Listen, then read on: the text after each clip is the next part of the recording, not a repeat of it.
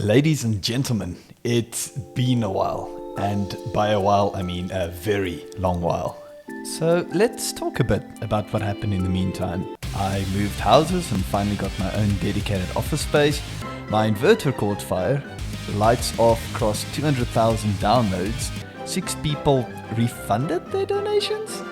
We hit 100 subscribers and the UK went through like 15 prime ministers or something like that. But most importantly, GMTK Game Jam happened, and that's really what I'm here to talk about. The theme was Roll of the Dice. Now, I'm not usually a huge fan of RNG, but I feel like it can make for an interesting gameplay loop as long as you can tame the beast and not let it spiral out of control.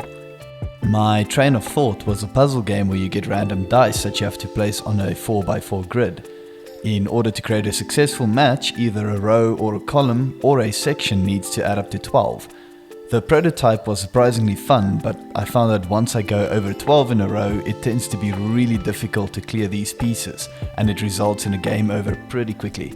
The solution was to give a player a second chance by allowing them to score 20 as well, and scoring 20 grants exponentially more points.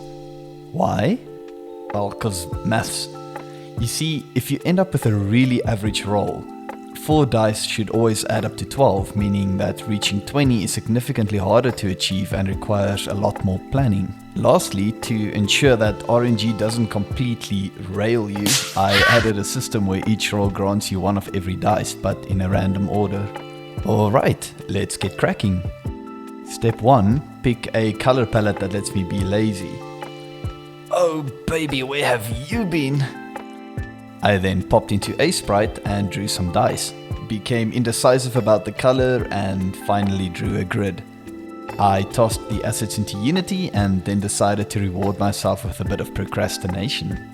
I feel alive. Once I got bored of being bored, I wrote all the necessary code, and since it's a part that no one cares about, I left it out.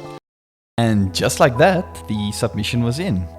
I felt confident that I'll achieve the top 100 this year. After all, the real reward is getting Senpai Mark to notice you. Give me some sugar, bro. I waited for what felt like ages, and then... Even though I missed the top 100, I still felt like I learned a lot. The first thing I learned is that almost everyone made a grid-based puzzler. I also learned that because of the fact that it gives you one of each die in a random order, it balances out a little too well and spam clicking becomes a viable strategy. So I went back to the drawing board to refine it a little, and I made it so that the dice get drawn randomly, but with the limit that you won't get more than 2 of the same each roll.